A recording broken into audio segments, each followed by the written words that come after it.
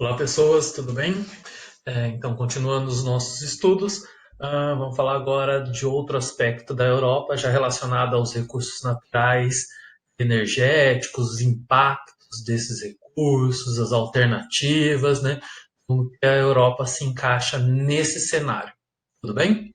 Então, vamos dar continuidade. Vamos ver minha fotinho. Bom, primeiro a gente tem que ter alguns elementos históricos, sociais, né, socioeconômicos, é, marcado então o território europeu, principalmente na região da Inglaterra, não é? Primeira Revolução Industrial.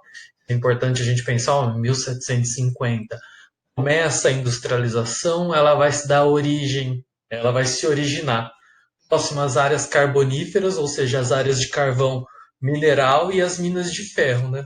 São dois elementos muito importantes, porque o carvão mineral como fonte de energia, né, vai produzir, vai fazer as máquinas movimentarem, e o ferro como uma das principais matérias-primas, porque para se produzir os maquinários, as ferramentas, essas estruturas eram as ferrovias, né, os trens, a Maria Fumaça e tudo mais, ela era feita tudo de ferro. Então elas vão se originar as indústrias perto da fornecimento de energia, né, da matriz energética, ou às vezes, quando possível conciliar os dois, senão bem perto da fonte de matéria-prima, que aí no caso é o ferro, as minas de ferro. Então ela vai se originar na Inglaterra, depois ela vai espalhando para as regiões da Alemanha, França, norte da Itália, tá? E aí vai em outros países conforme vai passando o tempo. E aí você vai ter preferencialmente a ocupação dessas áreas com fornecimento de energia, principalmente marca a primeira revolução industrial, a principal fonte, né?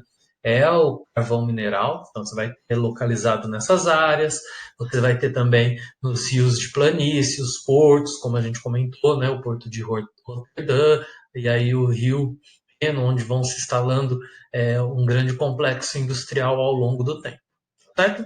E aí você vai ter, então, desde o século XVIII, o uso cada vez mais intenso de um combustível que é a base de carbono, ou seja, uma vez queimado, ele se é, vai reagir, vai misturar com o oxigênio e vai formar o dióxido de carbono, o famoso CO2. Então você tem que ver que a Europa vem aumentando suas emissões, começa a aumentar suas emissões lá no século XVIII. Antes disso, a principal fonte é madeira. Então, você tem anterior a isso a destruição da floresta. A floresta é um importante sumidouro de carbono. Então, já para a gente pensar o tamanho do impacto que isso vai gerar, vai trazer muitas riquezas, vai desenvolver a Europa, mas também tem toda a questão ambiental que a gente vai falar daqui a pouco. Um outro fator ligado à indústria, além dessa característica, a gente vai ter uma elevada taxa de urbanização, não é? Porque a industrialização vai impulsionar a urbanização, então começa a expandir as áreas urbanas, a migração, o famoso êxodo rural. Quando a gente estudou o Brasil, a gente viu muito sobre isso. Então, as pessoas começam a migrar do campo para as cidades em busca de emprego nessas indústrias, tá certo? E aí, se vocês lembrarem, duas aulas atrás, mais ou menos, mostrei para vocês aquele mapa, aquela imagem de satélite da Europa à noite, toda iluminada, não é? Para ver a intensidade da urbanização na Europa. Tá? Então, a gente discutiu bastante na nossa live sobre esse assunto. Então, a Europa apresenta uma alta taxa de urbanização. Embora ela possua essa alta taxa de urbanização, ela consegue, ao longo do tempo, ir se estruturando, investindo nesse planejamento urbano, num ordenamento dessas cidades, não é? Ela não vai ter tantos problemas quanto outros países que fizeram sua urbanização muito mais rápida e acelerada, como no caso do Brasil, né? Num prazo de 30, 50 anos, o Brasil saiu de um país agrário para um país urbano. A Europa não, essa transição ela ocorreu, ela foi rápida, mas comparada com o Brasil foi num processo mais lento. Então foi possível ir se organizando, se estruturando um pouco melhor. Por que eu estou falando isso? Porque a gente vai encontrar na Europa é apenas uma uma mega cidade, né? A definição de mega cidade são cidades que possuem mais de 10 milhões de habitantes, tá certo? A maioria das megacidades são todas fora da Europa. Países subdesenvolvidos é muito comum ter megacidades, né? Cidades com mais de 10 milhões de habitantes, porque nas cidades, nas grandes cidades, né, nessas megacidades capitais, a gente vai ter uma concentração de infraestrutura, né? Então as pessoas buscam uma melhor qualidade de vida, acesso a essa infraestrutura, hospitais, escola, enfim, toda essa questão. E aí você vai encontrar muito mais megacidades fora da Europa do que por lá. Então, o grande destaque aqui fica na Rússia, né, que vai ter uma megacidade com mais de 12 milhões de habitantes. Porém, já quando a gente vê um outro aspecto, um aspecto voltado à economia, aspecto voltado à tecnologia, a conexões entre diferentes cidades, cidades onde ocorre, tem um polo tecnológico, um polo cultural, né? Então, acontecem muitos eventos culturais, são cidades, aquelas cidades que a gente costuma dizer, essa cidade não fecha, fica aberta 24 horas, como a cidade de São Paulo, Nova York, você vai ter 22 na Europa, tá? Então você vai ter um número muito grande de cidades globais. Então essas cidades que estão conectadas, realmente fluxo intenso de econômico, né? As cidades onde ficam localizadas bolsas de valores dos seus respectivos países tendem a ser cidades globais, tudo bem? Então na Europa você vai ter muitas delas cidades globais, tudo bem? Então essa é uma característica para a gente pensar.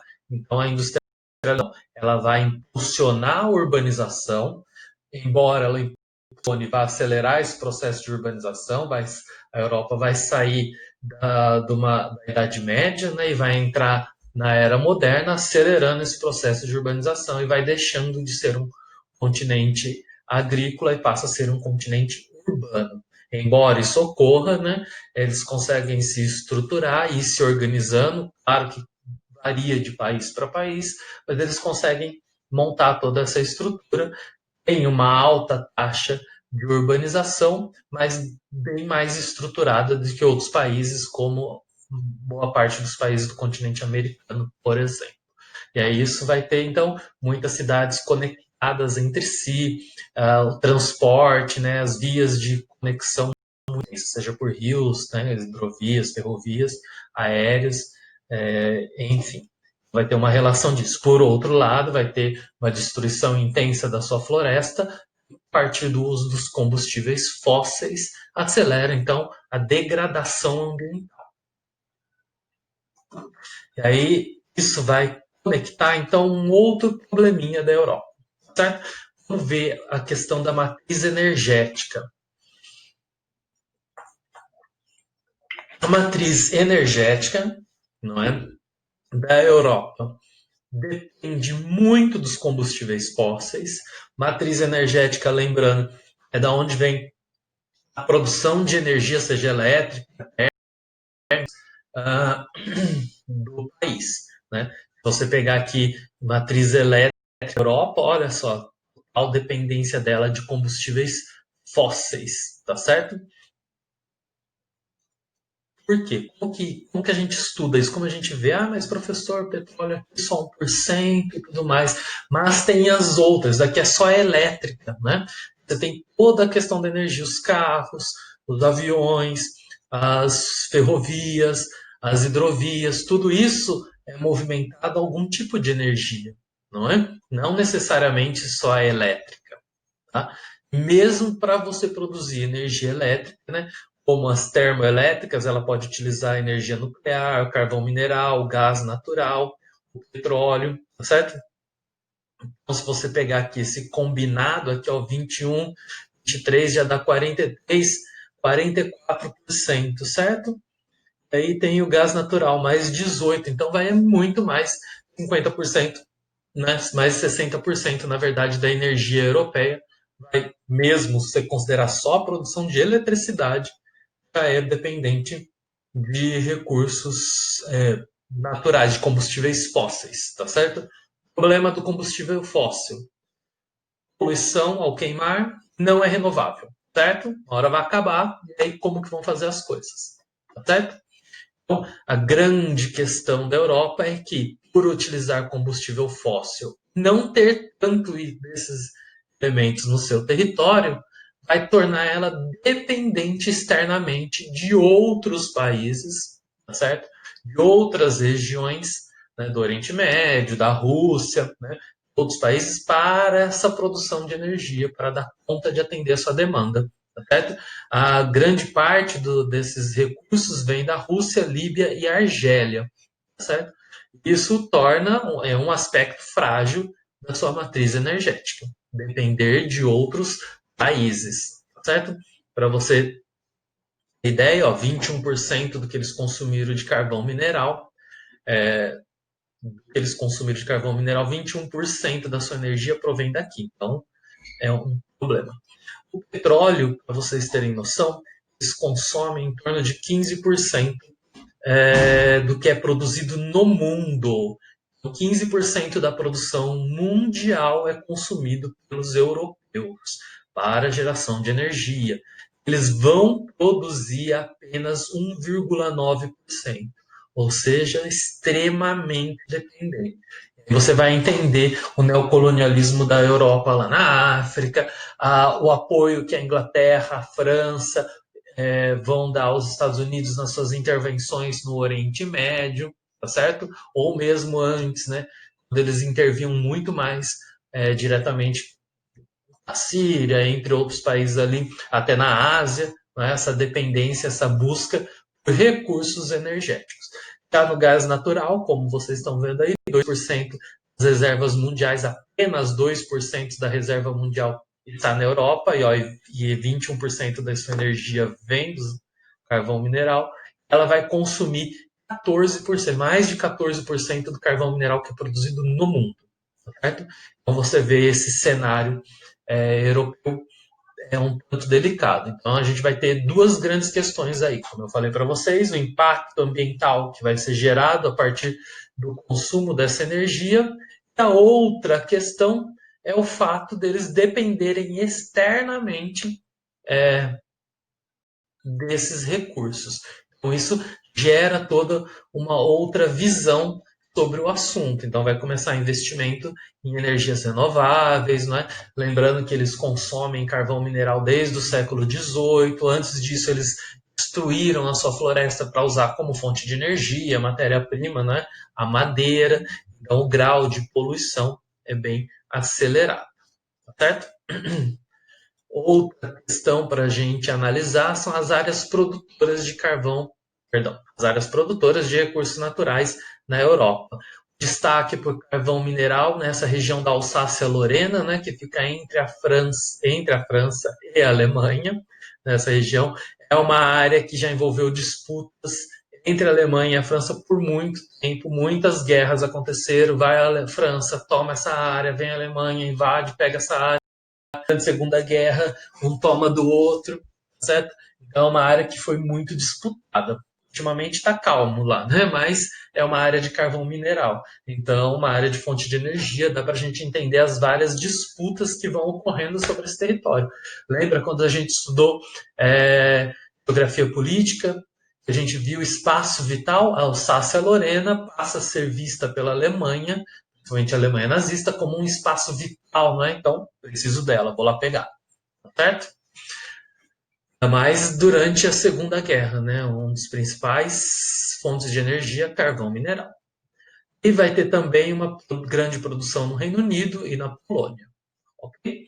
O petróleo ele é produzido grande parte aqui no Mar do Norte, tá certo? Inglaterra, Noruega. Noruega ela exporta muito petróleo porque ela usa pouco esse petróleo, certo? Também tem fonte de energia, então acaba auxiliando. Claro, mais a porção sul, né? A porção norte da Noruega congela tudo. Temos a questão dos gasodutos, né? A parte do petróleo vem da Rússia, né? Então tem os oleodutos que vai transportar esse óleo, esse petróleo através desses gasodutos, esses oleodutos, perdão.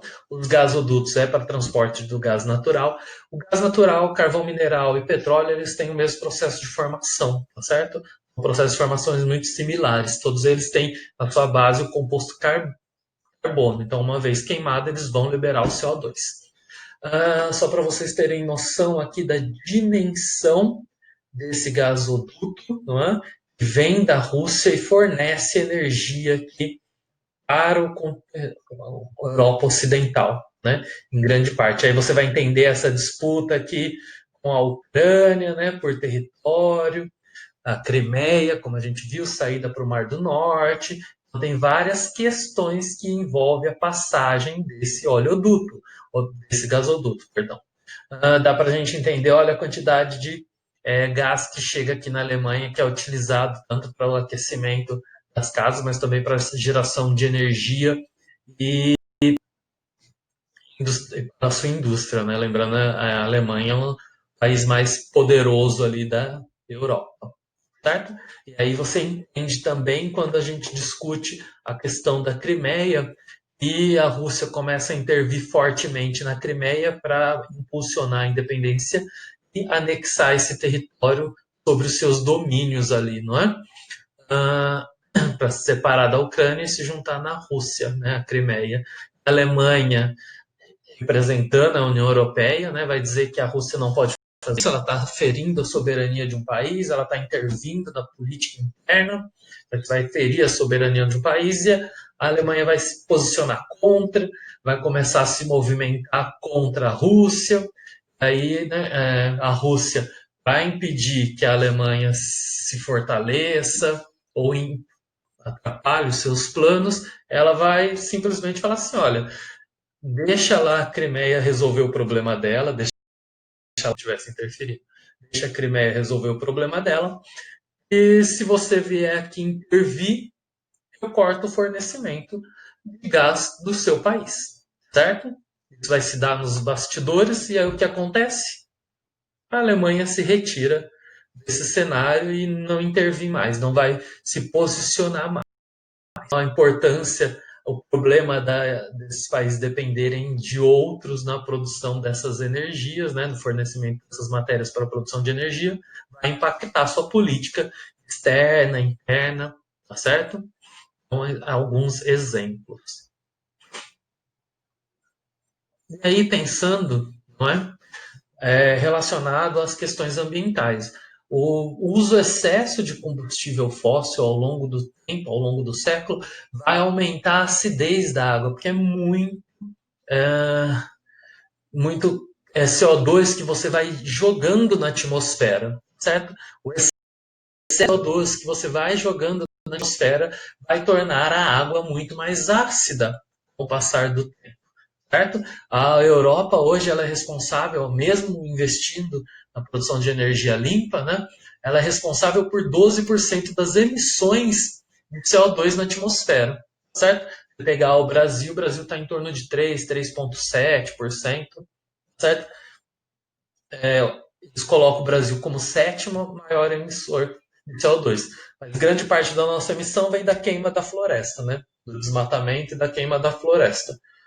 Então é muito mais fácil de resolver do que você substituir totalmente, por exemplo, o petróleo, carvão mineral ou gás natural na Europa.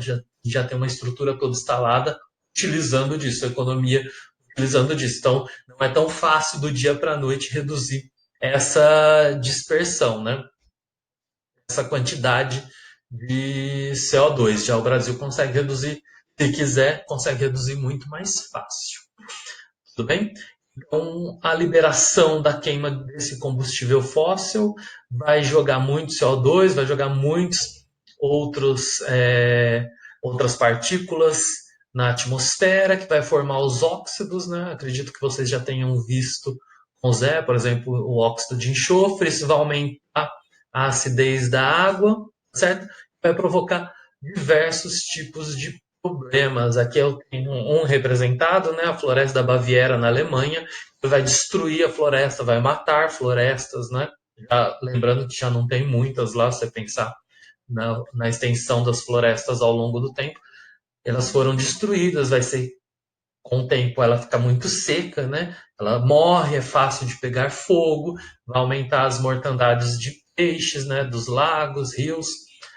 Também tem a questão das esculturas de calcário, vão se corroer, muitas estruturas vão se corroer devido a essa acidez da chuva, aumenta o problema de pele, irritação nos olhos, tá? Então tem vários problemas que vão estar relacionados à chuva ácida. Ao longo do tempo eles vão reduzindo e conseguem controlar essa questão da chuva ácida, mas ainda assim é um problema, ainda gera-se muita emissão de CO2, queima de combustível fóssil.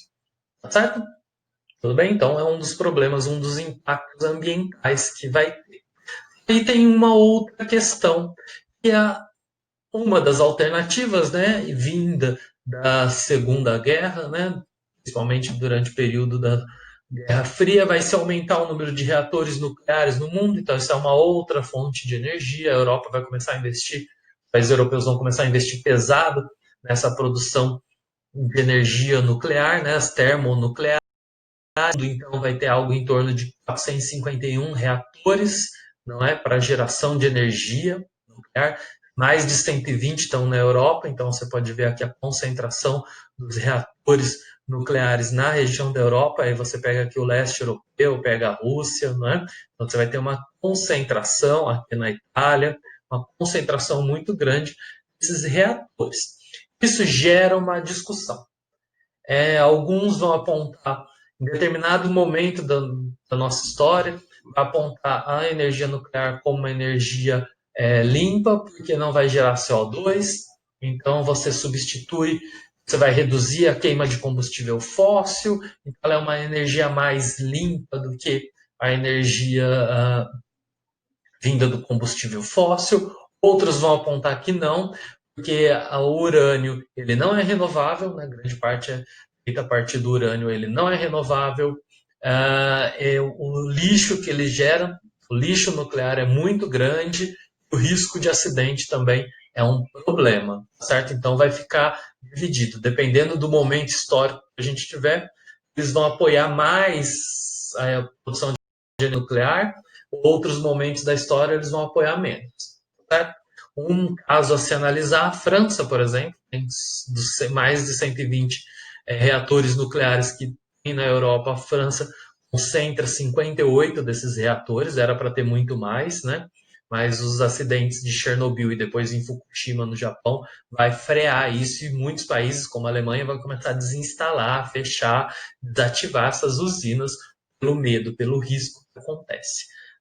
Então, mais ainda, a França vai ter 75% da sua energia oriunda, então, dessas termonucleares, né, a partir da geração da fusão ou fissão nuclear que ocorre nessas turbinas.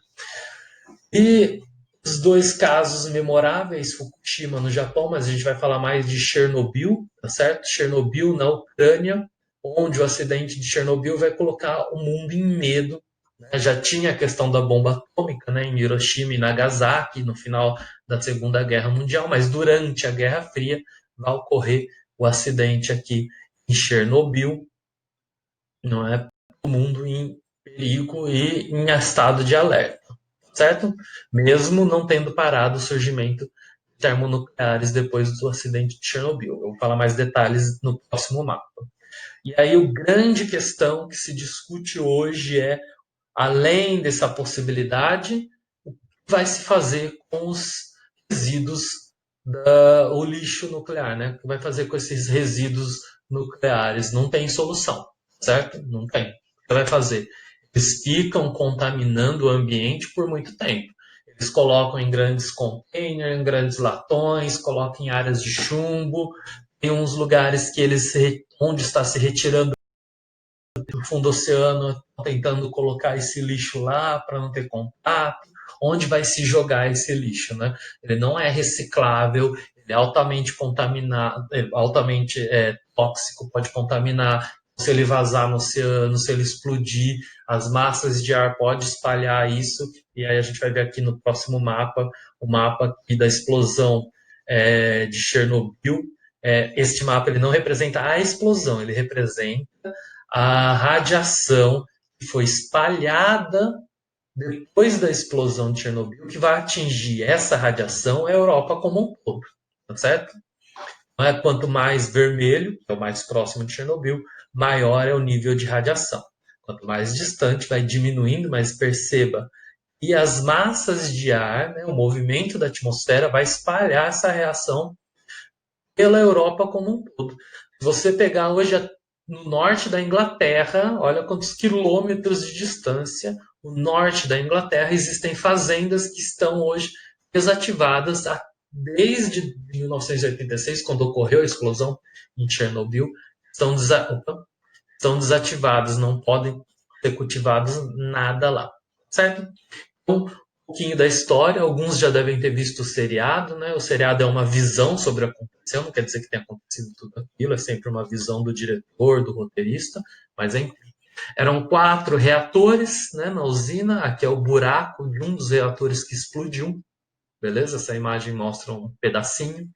Um dos reatores explodiu, o que aconteceu?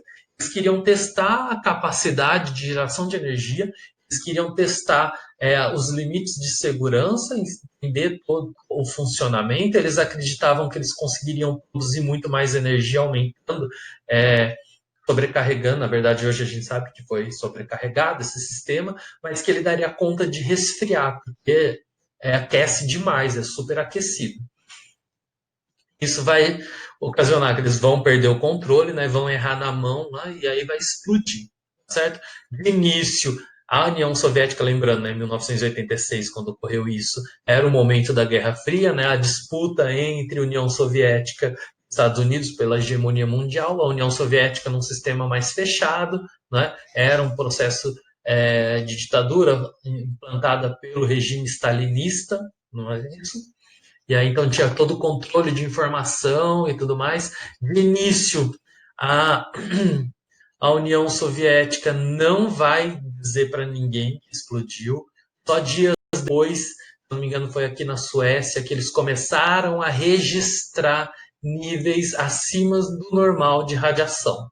E aí eles acharam estranho. Como é possível aqui na Suécia ter níveis acima do permitido de radiação, sendo que a gente não está trabalhando com isso. Então, os laboratórios começaram a perceber esse nível de radiação, começaram a questionar de onde podia vir, até que dias depois descobriram que tinha ocorrido a explosão do reator, de um dos reatores, de um dos 4 reatores de Chernobyl aqui na Ucrânia. De início, já 28 pessoas que estavam na região, na usina, morreram. Depois os bombeiros, que não sabiam como lidar com isso, mas eles tinham que salvar as pessoas dali, foram retirar as pessoas, se não me engano foram 12 bombeiros também vão morrer ali no processo, tentando salvar. Próximo a Chernobyl, né? Se constrói a usina, tudo nuclear de Chernobyl, a União Soviética constrói uma cidade inteira ali planejada próxima a essa região, a cidade de Pripyat, tá certo? Era uma das cidades mais modernas que tinham no mundo, pra você ter noção. Em 86 tinha robô cuidando do jardim, cortando grama e tudo mais. Certo? Então, era uma cidade moderna, planejada, ela era destinada aos funcionários, né? Então tinha muitas famílias ali, né? Os funcionários que trabalhavam na usina de Chernobyl, que demanda muita gente, né? Era uma usina bem grande. Então, nessa região tinha muitas pessoas. Estima-se que num raio de quilômetros, né? Teve que ser evacuados, então em torno de 335 mil pessoas teve que evacuar, deixar de uma hora para outra. Um caos bem grande. Os cientistas estimam que mais ou menos 6 mil crianças e adolescentes desenvolveram câncer de tireoide, além dos demais câncer, da contaminação da água, do solo, do ar, não é? As plantas, os peixes, e estima-se aproximadamente a área aqui de Chernobyl vai ficar sem poder ser habitada por mais de 20 mil anos, ou seja, a quantidade de urânio que foi jogado e dispersado aqui nesse ambiente ainda se encontra radioativa, algumas áreas não, mas próximo da usina sim, tá certo? Vai continuar por 20 mil anos.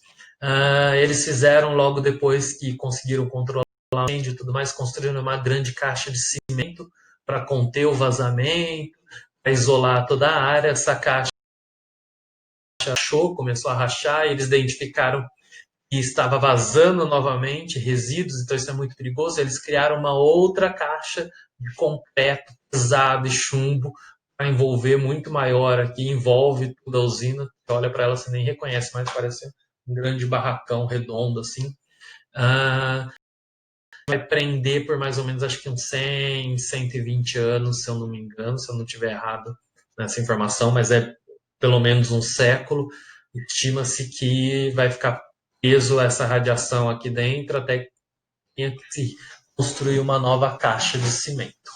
Então, é um grande problema que foi colocado após a explosão de Chernobyl. Depois vai ter em Fukushima, mais recentemente, né, nos últimos anos, o tsunami gerou todo aquele caos. Claro que não é na Europa, mas isso vai afetar o mundo e vai colocar em discussão no mundo todo. Beleza? Então, isso vai levar a Europa a investir muito na produção de energia renovável. Aí eu coloquei três, não é? De maior destaque, mas existem outras fontes, né? Biocombustível, maremotriz, entre outras fontes de energia. E mexe aparece na mídia aí que eles estão testando. Vamos usar a energia das pessoas que passam na catraca do metrô, que vai fazer aquilo girar, como que a gente consegue. Certo? Então tem infinidades de estudos sendo feitos para substituir a matriz energética de combustível fóssil, uma vez que também saiba que ele vai acabar, para outra matriz, né? A produção industrial, a geração de riqueza continuar. Uma delas é a eólica, tá? Então ela é vantajosa, pensando no sentido renovável, porque ela vem através do deslocamento do ar, né? Os ventos em grandes altitudes, vai fazer esse grande ventilador, parece um ventilador gigantesco, girar e produzir energia. Então, a fonte dela, que seria o ar, né? Isso é eólica, ela é renovável, certo?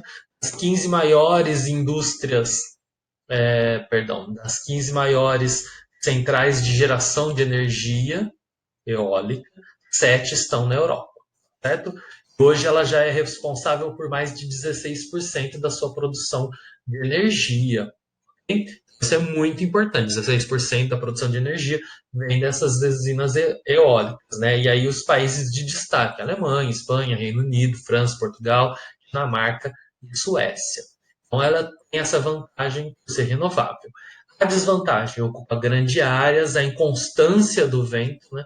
O vento tem que ser constante, tem que estar constantemente girando essas hélices para produzir energia. Não serve qualquer vento. Por exemplo, não dá para eu colocar aqui em Campinas porque a altitude que nós estamos faz com que o vento não seja constante, a posição latitudinal também, por conta da circulação atmosférica. Então, algumas regiões que não é possível gerar essa energia eólica na dimensão que se precisa hoje. Talvez, sabe, daqui a um tempo eles consigam desenvolver outras maneiras de se aproveitar isso, certo?